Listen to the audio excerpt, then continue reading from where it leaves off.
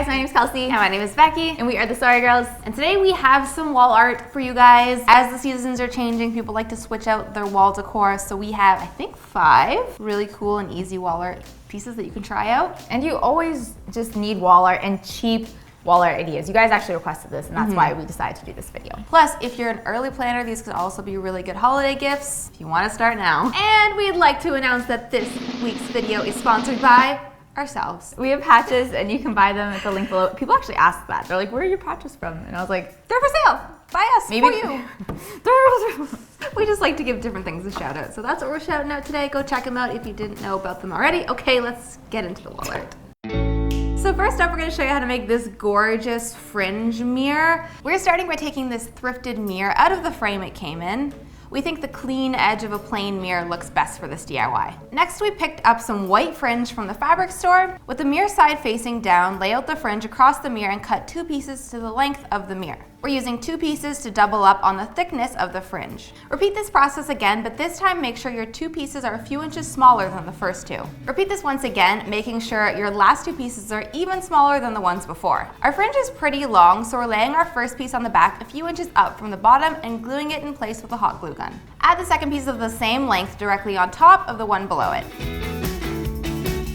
For the next row down, we're going to be starting by gluing the 2 pieces together at the top.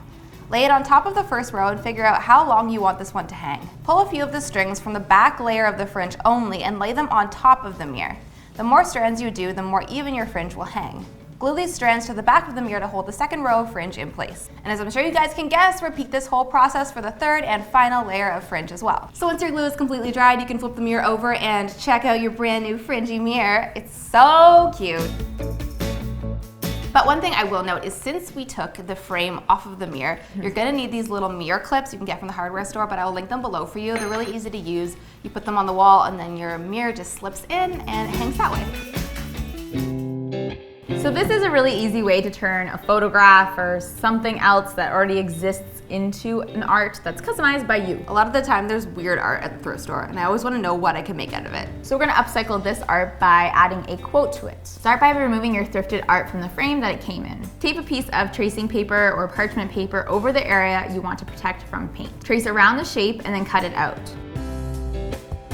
Then use more tape to tape that shape in place. Make sure you use a gentle tape, like painter's tape, if your art is a little bit more delicate. Next, use a thin paintbrush and some white acrylic paint to add on your quote. Don't worry if you paint over the parchment paper because this adds to the effect that our quote looks like it's in the background of this photo.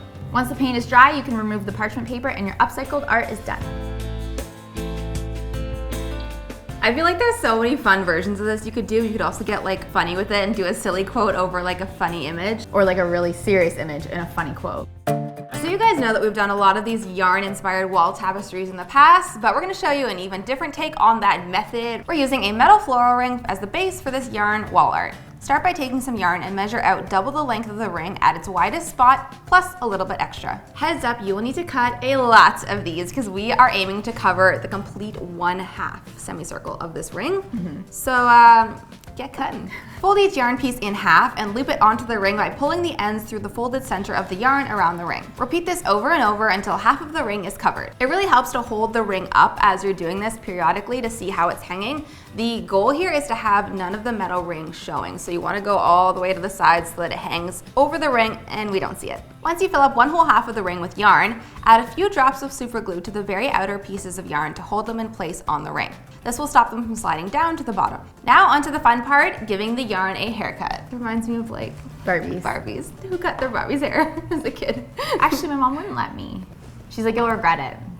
She was right. Place all of the yarn on the underside of the ring so we have something to trace, and then use a sharp pair of scissors to cut the bottoms along the curved edge. If you really like your yarn, you could stop here, but we are gonna add some fun color to this next. Since we don't want the yarn to become too stiff with regular paint, we're diluting some acrylic paint with a tiny bit of water to make it closer to a dye. With a plastic sheet under your yarn, brush the paint on in a straight line halfway down. For the first row, we're using a rust brown, and for the next row, we're using a copper paint because these blend nicely together and will create a fun ombre effect. For the final row, we used a peachy blush paint.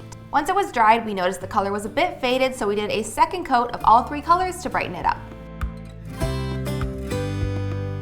I love any sort of wall art that lets you customize colors because then you can make it match your space like literally perfectly.